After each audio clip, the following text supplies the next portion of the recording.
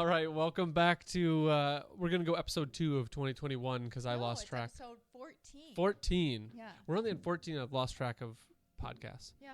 Whoops. We have this week a home stager. I, for one, vouch for home stagers because I do not have the staging decorative gene within me. I make the things look pretty, not Yeah. Marcus. I worry about like how it's going to all be built in financial side, and then I will happily hand over the keys to a home stager to make the thing look great. Right. So we have Sveta here. She is from, I believe it was Montreal. Uh-huh. Okay. So the first about 5 minutes of our conversation was trying to find out where we were. Yes. And where she was. Yes. Because she said she was from Canada, and she said she's heard of Wisconsin, so that was a plus. But no, then we got into kind of the reasons for home staging, some common misconceptions about home staging, why it's needed, all those fun things. So we are going to jump into it. It was a great show. Hopefully everybody listening, if you're looking to sell, we're going to leave all the contact information in the show notes. Mm-hmm. Contact her. She talks a little bit about virtual. Yep. So if you are looking to sell and do not have a contact for home staging, she would be a great resource for you. Enjoy the show. Okay, so my name is Sveta Melchuk, and I'm a Canadian. I'm located in Montreal, and I've started my home staging business in early 2006. Kind of came upon it accidentally, actually, because I was in a completely different career. I was in IT sales, but I felt that I wanted to get out of it. I wanted to do something more creative, and I wanted to do something that would benefit people directly, where I could really see the difference I'm making in people's lives. And so I came, actually I saw a show on TV. I was home with a broken leg and a cast, so I was like watching a lot of TV, and I saw on HDTV a show at the time. I think it was called something, a Stage to Sell or something like that. Yeah. And then it kind of intrigued me. So I watched the show, and very quickly I realized that the concept was very simple, but at the same time it made so much sense, and it was just so logical, because, you know, people would clean their cars up, and they would fix the car up before they sell it, or if they go for a job interview, they will make themselves look good and presentable, hopefully. Yeah. So that kind of makes sense. So, like, why wouldn't the person take time and a little bit of effort to make their house look the best it can look? Because obviously for most people, their home is their biggest financial investment, right? Right. So to me, it just made so much sense. And I was like, well, why don't people, like, how is it that they're not even embarrassed to have people coming in and having photos taken, and have visitors come in with like laundry lying around and dirty dishes in the sink and like beds unmade, or something like, you know, a leak somewhere, like or it hasn't been painted in 25 years, the house looks horrible. So that kind of got me thinking, and I realized that it was a business that I knew absolutely nothing about. I didn't have a really decorating background, and so I was really, to be honest, I was like extremely, extremely scared. I was very uncomfortable and insecure, but I said, okay, I need to try this. So I started part-time, and I kind of started practicing on a couple of friends and family members. And what happened is that people actually truly like the changes that I made in their houses. And I got a lot of compliments. And so that gave me a little bit more confidence. And then I started calling local real estate agents, and offering them my services.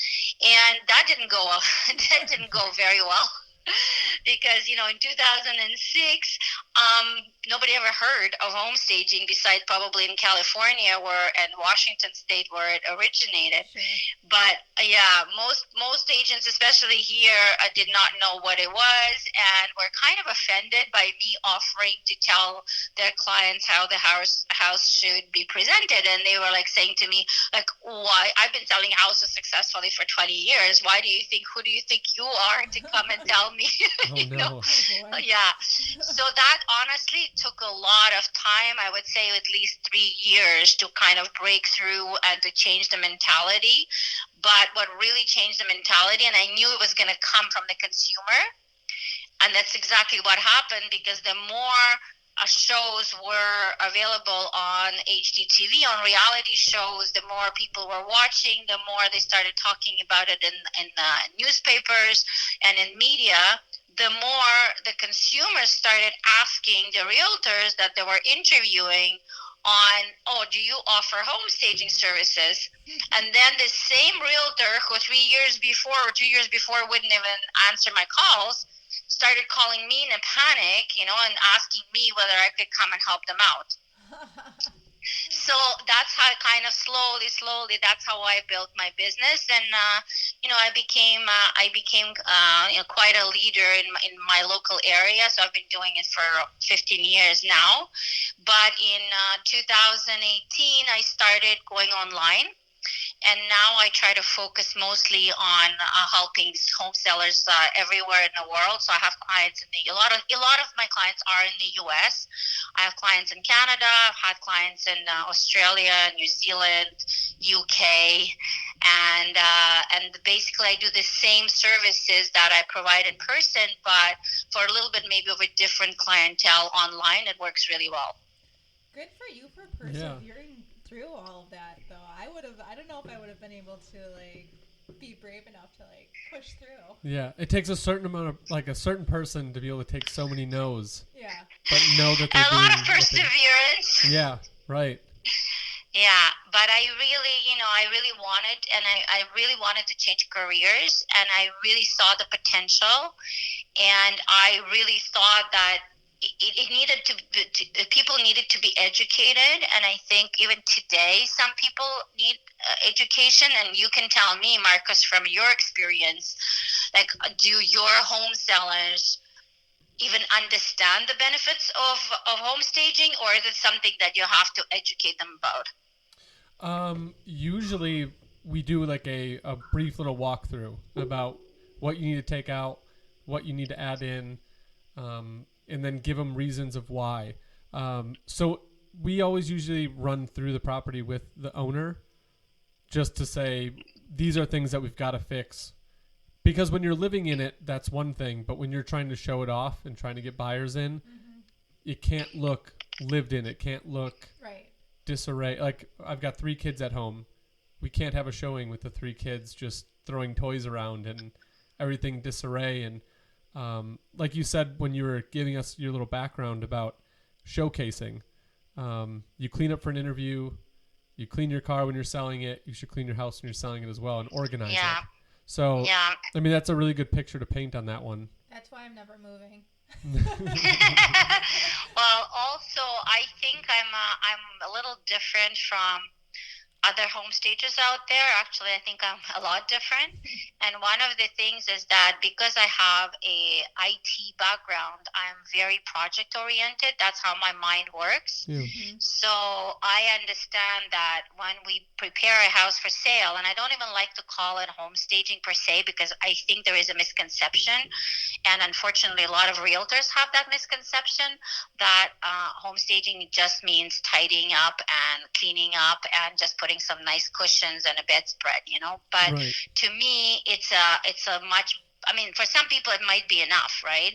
But for most people, especially in a regular lived-in home, like you said, where you have kids and you have dogs and whatever, not everybody lives the same way.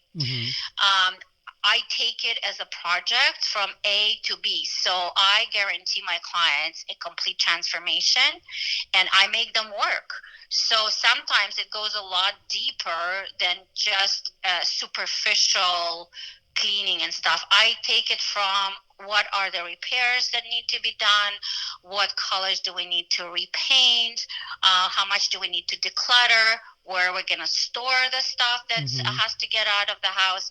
And so for some people, it could be still a very small project. But for some people, it could be a bigger project. But what I do is not fluff. So when my clients work with me, the house is going to be really at its best and really top shape for the best sale. Yeah. And I always recommend getting somebody in, like yourself, to go in. If you're going to sell your house, you've got so many moving pieces and so many other things that you're doing within the transaction, not even counting your own personal life. Yeah. So to have somebody in as a professional that's going to give you a direction of, hey, do this, and this is why. Exactly. It kind of cleans it up. And then on the opposite side from the buyer, you want them to walk into the house and not have to imagine what it could be or imagine what this should or how the functionality of this room could be. Exactly. And you see that a lot in the commercial space when you've got like build to suit. Yeah. Those always take the longest to get leased. Right. Mm-hmm. On average. Obviously, some companies love to go in and build their own stuff, but it's hard for a mom and pop shop to come in with all the moving pieces they already are doing to keep their business running, to go and envision, all right, if we put a wall here and if we paint it this color and we do this here, it's so many variables that you want to make it easy for them to want to be into the space. Well, you know that over 90% of people, the general populations, are unable to visualize what a space could look like. And so that's why builders, for example, you know that when builders present, they always have a model home. Yeah. And the model home is always impeccably decorated, right? Mm-hmm. Because they're selling a dream. They're selling a lifestyle. They're selling what I call a wow factor. Mm-hmm. And this is what I create. This is what I call myself. Like, I'm a creator of a wow factor. And I believe that, you know, there's another misconception about home staging that I hear a lot of times. People tend to think, they get scared because they think it's expensive. Yeah, that is the number one objection that I get. Yep. Yeah, so because, and I'll tell you why, and this is, again, you know, why I think that's something that differentiates me from a lot of other people. I truly believe that any person, doesn't matter if you have a small condo for $150,000 or if you have a multi-million-dollar mansion, but every person can benefit from home staging, and every person can increase the resale value of their house and walk away with an extra, you know, $5,000, $10,000, $15,000. So if they're willing to do the work, and if they're willing to listen to my advice, I will make sure that it is within their budget, that it's within their time frame.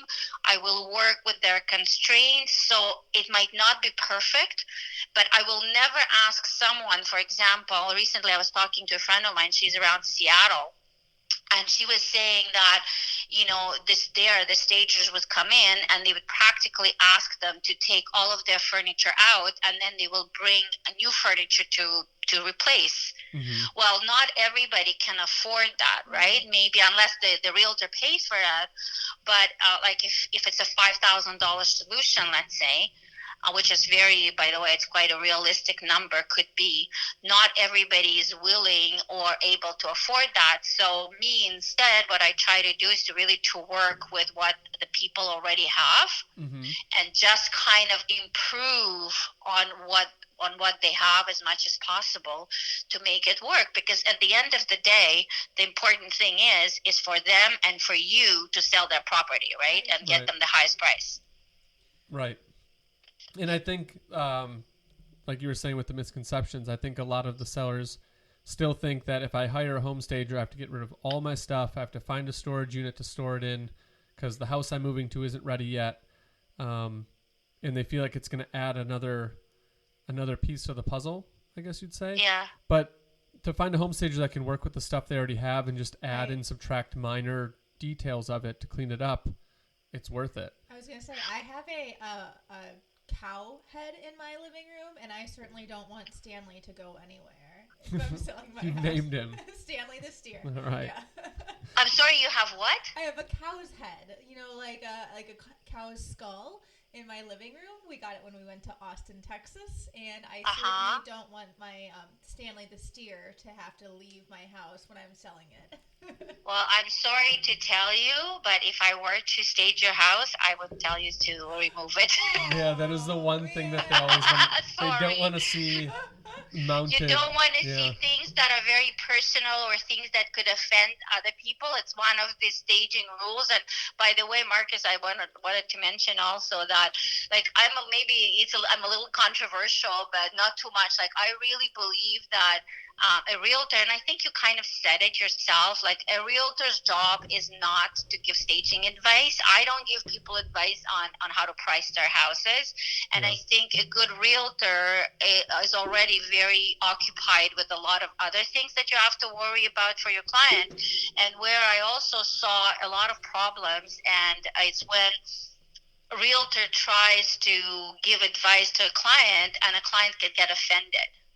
Sure. Yeah. Because it could almost be a conflict of interest. Like if you go to somebody's house and you say, "Oh my God, your house is like really cluttered," like you really need to get rid of 50% of your stuff, or "Oh my God, you haven't painted your house in 25 years. You really need to spend $3,000 on painting." A lot of clients could kind of not react very well to that. Whether when the same information comes from me, they react to it completely differently. Right. Right. Right. Because I will they be the see first to me admit. as Oh, sorry. Yeah. You can go. Sorry. No, I was just going to say, because it's not because a good realtor doesn't know what needs to be done. For sure, he or she does if they're good and experienced. But it's just the way it's perceived as an information, because you're supposed to be there to kind of protect the client and to watch over the client's best interest. And whether when it comes from me, they say, "Oh yeah, well, she's like neutral, she's objective, she doesn't have anything to gain by it, and she's professional." So they listen. Right. It's a very interesting phenomenon. But I've had so many realtors hire me just because, not because they couldn't say it to the client, they can, but they didn't want to. Right. so they hired me to tell the client the truth. Right, and it is needed. Like, I will be the first to admit, I'm not going to give anybody home staging advice. I am probably the last person you want home staging advice from. If I had it my way, my room would be so simple. My living room would be simple. Simple is good. To a point. But we just renovated a house. I usually never pick out the paint colors. I never pick out the furniture. Just tell me what you want built and where you want it built, and we'll take care of that. I can help make things look pretty. Yeah. I rely on other people to make them look pretty. And you incorporate plants, and I'm lost. Pictures, I'm lost. So you never have to fear that I'm going to step on your toes when I give advice, because I stay far away from decorative, which is why I always bring in someone like you to help these clients get the top dollar. And I always tell them it's worth it. You're trading. Yes, you're going to spend money, but you're trading $100 for $1,000. I was going to say, you're spending money. Exactly. Yeah. So at the end of the day, it's the important thing. You just said it. It's it's the result, right? It's the transformation. Right. So if they spend $1,000, but they gain back $10,000 or $15,000, of course it's worth it. Right. Right. And that's the only way really to position and to present to clients. And the other thing that I find with a lot of my clients, and why my services work, is because people get very overwhelmed, and you kind of said it already, because there's a lot of pieces, right, to prepare the house for sale and to get it ready. And sometimes people are in a time crush, like they want to put their house on the market within 2 weeks. Some people take 3 or 4 months to prepare. But a lot of my clients are people who realize the importance of staging. They want to have the house look its best, but they don't know what to do. They don't know what's important, what's not important. They get overwhelmed. They don't want to make costly mistakes. Mm-hmm. They don't want to do stuff that might not be a priority. And so those are the people who are like ideal in terms of, because they're already educated, they already understand that it needs to be done, but they're just looking for extra support and extra help to get it done. Yeah.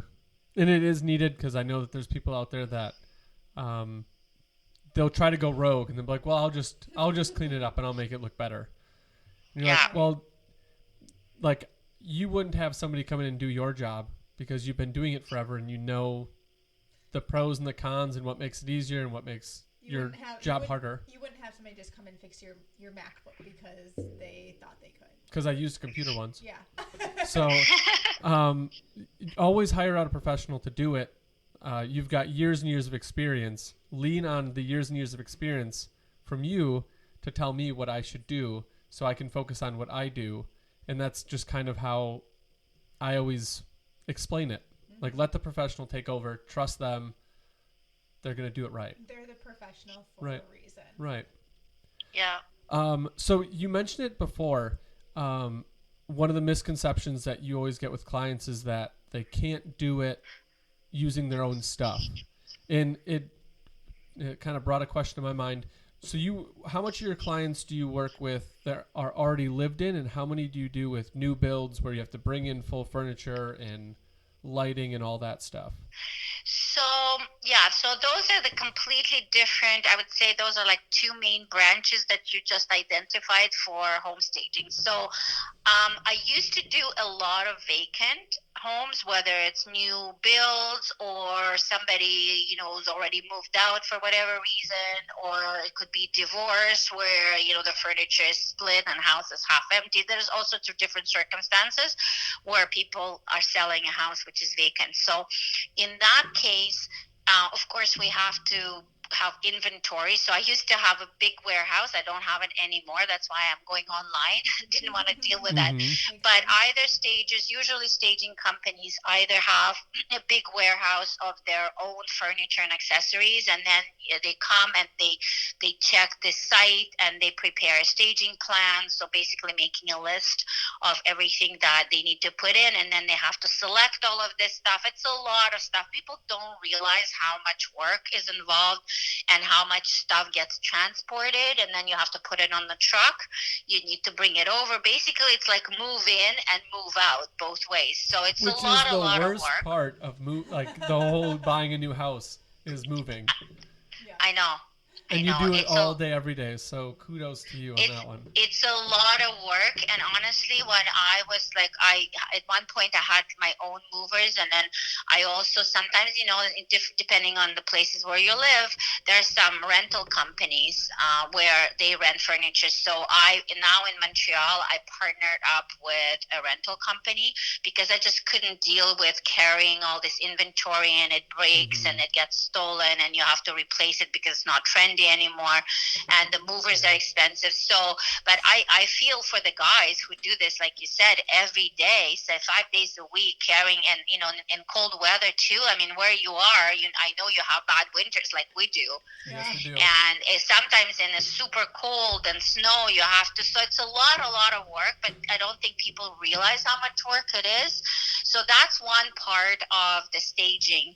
Now, of course, that part, me personally, I can still do it locally, and I still do. Actually, I'm doing one on Sunday, but it's not something that I can do online. So online, my solution is if somebody wants, they have a vacant home, I can help them just with photos, and on Zoom, I can make the list for them of how much furniture they need, what they need, like kind of put the whole shopping things for them together.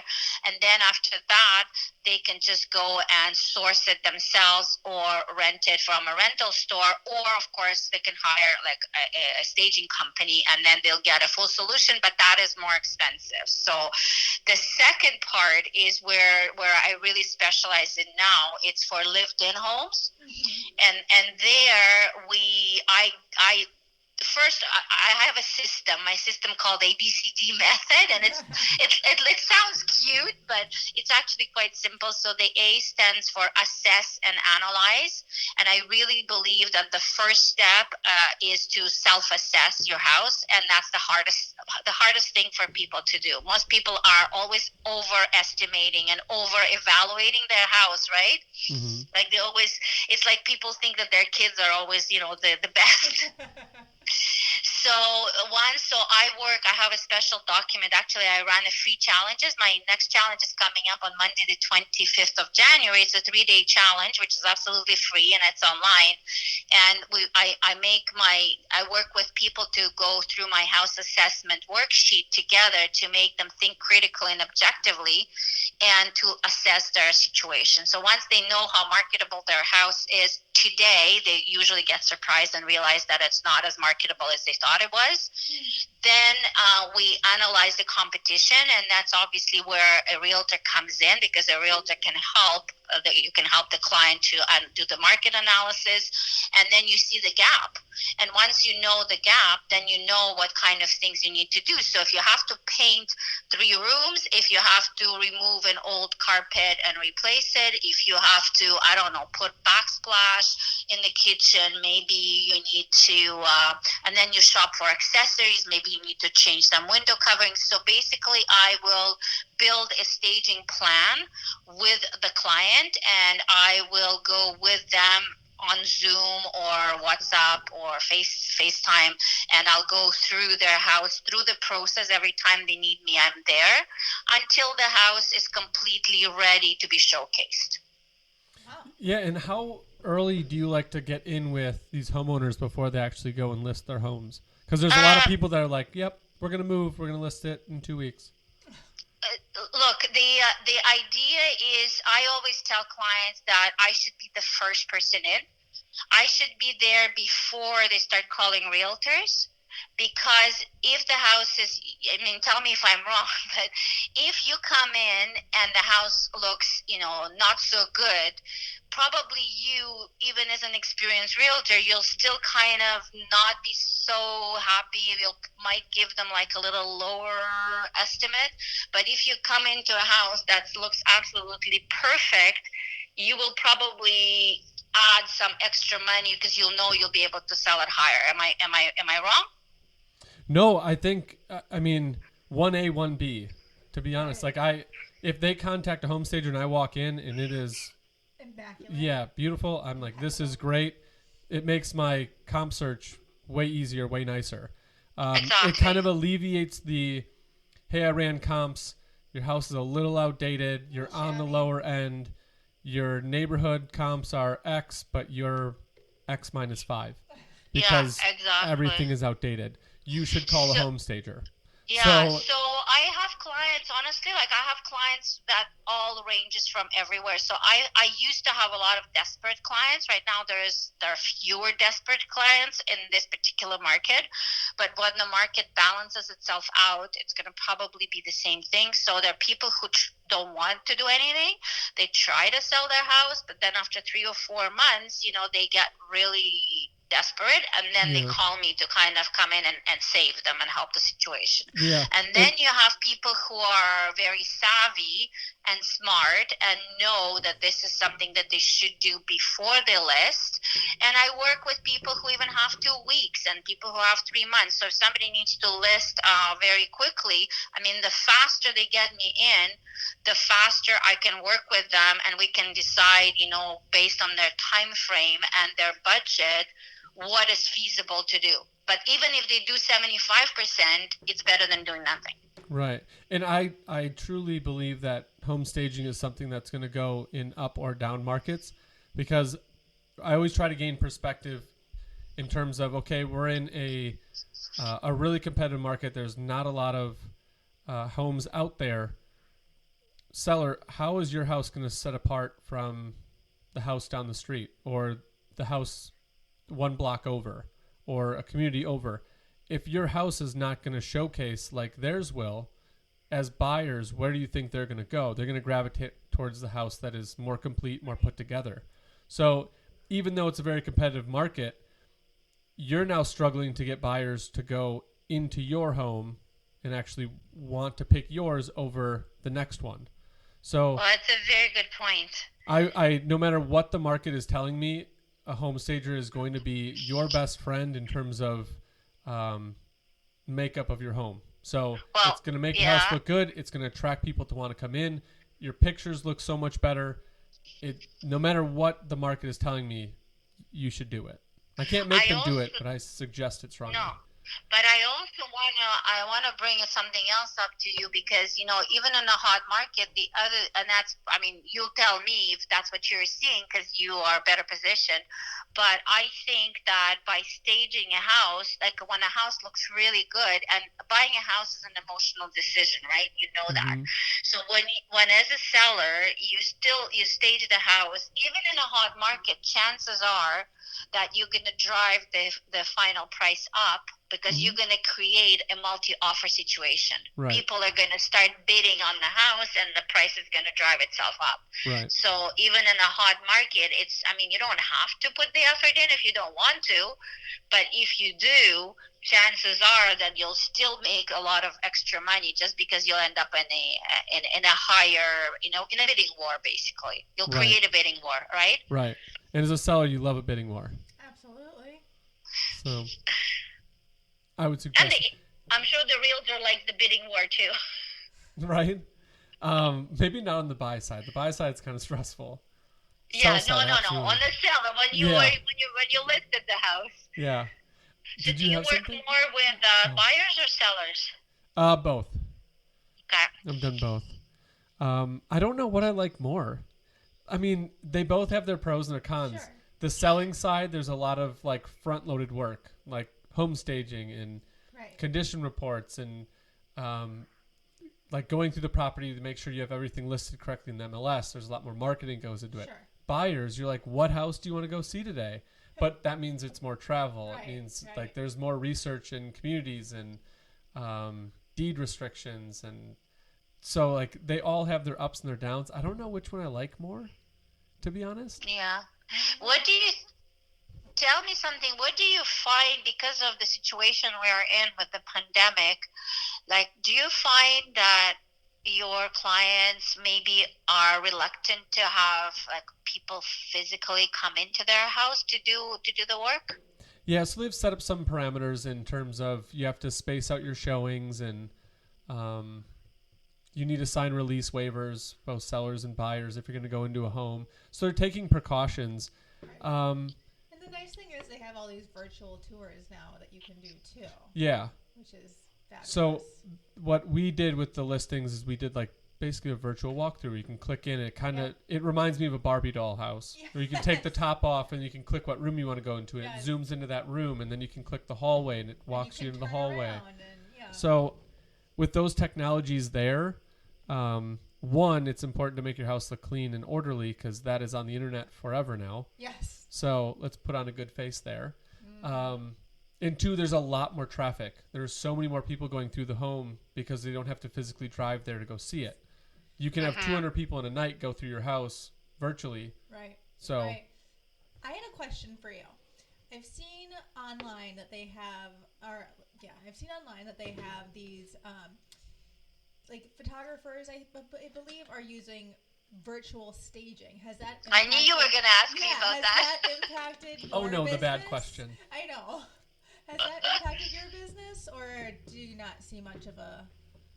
Okay, so this is my opinion. So virtual staging, I know there's some big companies in the U.S., some big real estate companies in the U.S. who use, I think Coldwell Banker is one of them actually. Okay. I think they use a virtual staging routinely. Now, you have to be very careful because, Yep. first of all, you have to declare, right? It has to be stated on MLS that it is the representation of what a room could look like. There was a lot of people getting in trouble for that when it first came out. Was there? Yeah. Oh yeah. Yeah, Because they'd show this digitally remastered perfect living room, and you've got buyers Exactly. walking in, they're like, what is this? Like the floors are torn up, the wall colors are different, there's no Yeah. ceiling fan. Like it was, and they made it so clean that it didn't look that digital. It just looked like a really, really good Photoshop Right. picture. I was doing research for another realtor the other day, and I was looking at like pictures of these high-end rooms, and I was like, "What is going on here?" Yeah, so the DSPS so- actually reworked their whole marketing, where you need to disclose everything and it needs to be apparent exactly. that It has this to be is not what it looks disclosed. Now, there's some situations in which it definitely there is a place for it. So, for example, I'll give you an example. So, for example, somebody is using their dining room for whatever purpose. Like I recently had a client, and it's a real case, okay? I recently had a client in New York State, and her mother-in-law, very elderly and sick lady, was in basically in a bed, those like hospital beds, and the only place they could put her was what normally technically would have been a dining room of the house with a curtain. So that was a situation that they had to deal with. You couldn't change it.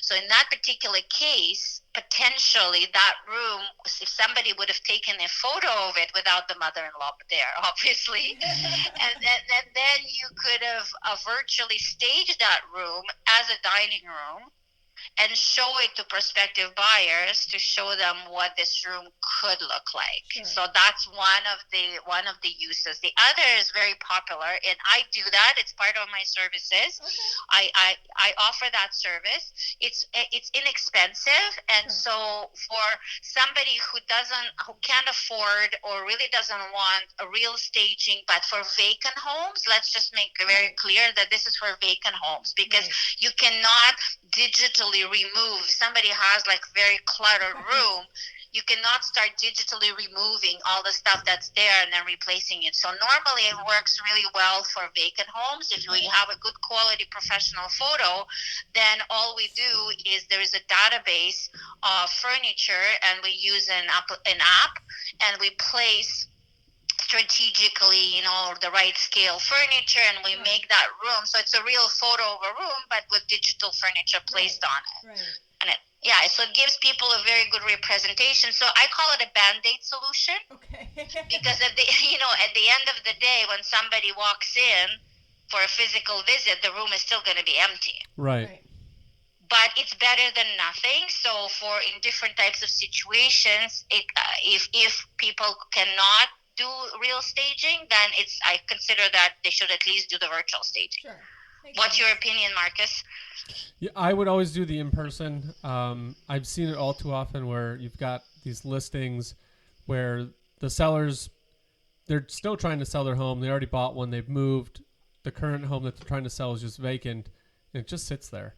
Right. And then I just question, why is the agent not brought in a home stager to just put furniture in?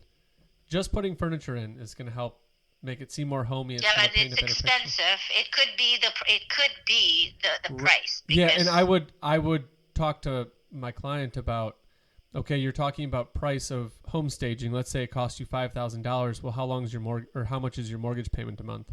Yeah. Because the more it sits on the market, you're going to pay it. Yeah. You're either paying it in your mortgage or you're paying it for home staging. So, true. I mean, yes, it does cost money, but again, you're paying money the more it sits on the market. Every day it sits on the market is costing you more money in taxes, in mortgage, in utilities. Still got to keep it up. Yeah. So let's just do what we can best to sell it. And I don't think leaving it vacant and unattended is putting your best foot forward on that one. So you're not a fan of virtual staging then? I do like it, but if I had to pick one, I would just say go in and put in the stuff, especially for vacant. We're doing a house flip right now, and that's going to go on the market in April or May, and I'll be staging it. Oh boy! I know. I personally will not be. Oh. No. We don't want those. We don't want that. That will sit on the market for months if I do it. Well, it's funny because my husband is actually a residential contractor, and so we also do flips. Yeah. We're doing our 10th or 11th one right now. That's awesome. And it's going to be finished hopefully in the next 3 weeks. And so I'm already right now starting to prepare my list. You're brainstorming of all the already. Staging stuff that I'm going to be putting in there. Yeah. And but I have an advantage. Right. No, but I think that's awesome. That is a really good kind of alignment with you and your husband on that one. Yeah. Because while he's got his stuff going on. I chose my second husband better than the first one. I know the feeling. It's a really cool kind of thing you got going where his mind is going into finishing the rough and the finishing work. You're already, hey, this is what we're going to do for the bathroom and this is what we're going to do for the living room. There's no way, maybe your husband could do it, but there's no way I could. No. navigate building the house and setting aside time to go in and pick out fixtures and all that stuff, and what so decor that's we're what gonna I do. what's the feel of the house. Like, I just don't have it. I don't know. We do the design together, and then I'm in charge. He's in charge of all the technical stuff, and I'm in charge of all the financial and accounting and all the design and decorating stuff. Yeah, girl, that's awesome. That's what I like to hear. When you go into a residential, I'm just trying to make it fit for like our audience who are they're either looking to sell soon or have thought about it in the future. When you walk into their homes or talk to them or go on Zoom and look at their home, do you try to fit the style that their home already is, or do you try to come in and this style would work better? How do you work with the seller on that one? Well, that's a good question, but again, if a person, I try to work as much as possible with what people have. So, okay, now also there is a limit, because if let's say if a client is, I have a lot of retired people. Let's say that it's retired people, they want to downsize. They know that their furniture might not be up to par to today's standards. And especially if they're in an area, I always ask them, who is their potential clientele? What kind of neighborhood do they live in? If it's, let's say their potential clientele is going to be a young family with young children or professionals, then obviously they don't want to come in and see, the house full of antiques and doilies and all that stuff. So we kind of I just learned what doilies were. Sorry, I have to interject. I just learned what doilies were about a month ago. I had no idea. Someone just said it, and I was like, what is a doily? It's like those little white crocheted thingies that old people put everywhere. I got explained. Yeah, those are the things on Grandma's end table. Yeah. Oh, okay. Good. Sorry, I had to interject on that one. So we do try to be, like, the short answer to your question, that I always try to update the house as much as possible, again, within the person's time frame, possibilities, and budget. But I will try to maybe repaint it a more modern color, maybe add some decorative elements, maybe replace some furniture, whatever is possible to do. So any house, you can't really respect the house's style as much. I think you have to look more for who is the clientele for that type of a house. Right. And that's all the more reason to go with the home stager for that reason. You are living in your house for your lifestyle. You are trying to attract someone with their lifestyle. Sure. Let's make it accommodating for them. So can I ask you, if you had to give advice to our audience, what are your top 3 tips that you would give our audience? 3 top tips on what? On staging, on getting ready to stage. Or what are 3 big things that they're going to have to get ready for when you come in? Or that you typically see, I guess. I think, actually, I'm doing an interview with a realtor on Monday on my Facebook Lives, and we're going to talk more about like the emotional preparation, and the financial stuff. But I don't really touch that area, in spite of the fact that I am, a lot of times I do act as a psychologist, and people unload their whole lives. It's true, it's 80%, but I do psychology. People unload their whole life situations on me, and I'm there to pull them through, so it's a lot more than just telling them to replace couple of couches and curtains. But I would say the major issue that I see people struggling, whether it's in their head or their reality, it's decluttering. And a lot of people, their first fear or worry is, I know I've been in the house for 25 years. I know I have too much stuff. Like, they procrastinate on that step. So I'm not an organizer, but it's my job to kind of push them through that step. So I would say my first big tip is, yes, there is, for most people, there is a lot of some decluttering that needs to be done. So that's kind of unavoidable. And then once that's done, then as I said, never finished actually talking about my method. But the A is for really assessing and analyzing your house, and B is for preparing a budget. So I think it's important for people to think through what exactly they need to do. Once they know what they need to do, they can estimate a budget for that to make sure that they're comfortable with the investment that they're going to be making. And then C is to actually implementing, correcting the situation. And D, which is the last part, is decorating. So if they follow a simple roadmap and simple steps, like they don't have to overspend. And I think that's probably my other important element that I want people to remember is that it can be done on their own with professional guidance, and they don't have to necessarily spend thousands of dollars on getting their home already.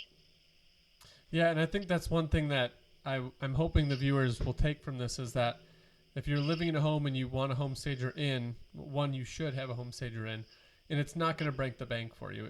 It's going to be worth it. Doesn't have to. It's going to help you out, especially when the home stager you're working with is going to be very aware or conscious of your budget and what you want to get done, but not overprice it to where you're not going to obviously cash out from your investment. So I think that's a key component, and that's awesome that you're aware of that. Yeah, I treat their money as I treat my own money. And that's important. Yeah. That's awesome. Yeah.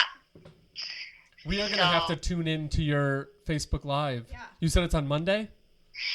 Every Monday I do Facebook Lives in my group, so you can, if you want, I can send you my group link and you can post it. Yeah. And anybody who is a home seller within the next 6 months, I would say, is welcome to join. I also have my free challenge, which you might want to let people know if you have any potential home sellers. It's absolutely free.